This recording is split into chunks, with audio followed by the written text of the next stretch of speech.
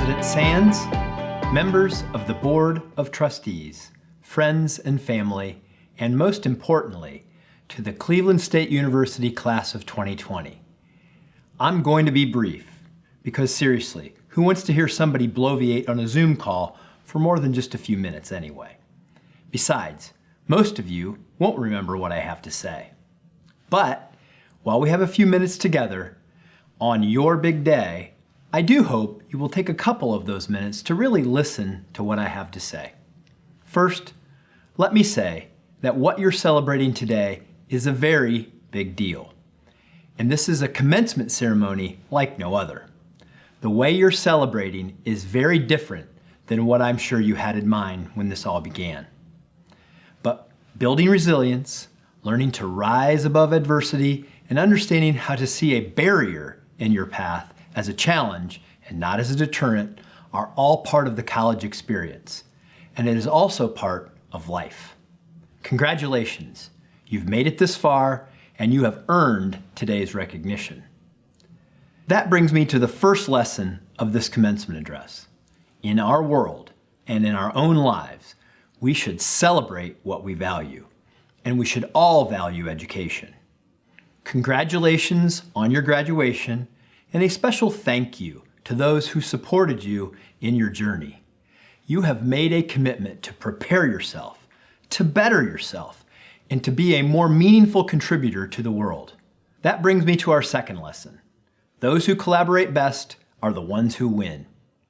While earning a diploma is an individual achievement, it is also a collaborative effort, because the process of education involves your professors, fellow students, your family and friends, and even the public support that created the very institution from which you're graduating today.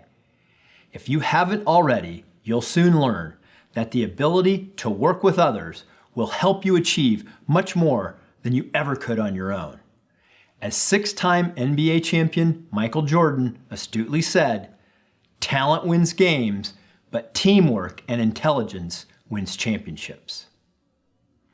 However, collective responsibility starts with the person you see in the mirror. Lesson 3, personal responsibility is the foundational element of your success. And while we will go further when we collaborate with others, every great team is made up of people who are individually accountable. You must have the discipline and the focus to make the most of your God-given talents. As you experience more freedom, your self-discipline will become even more vital to your success.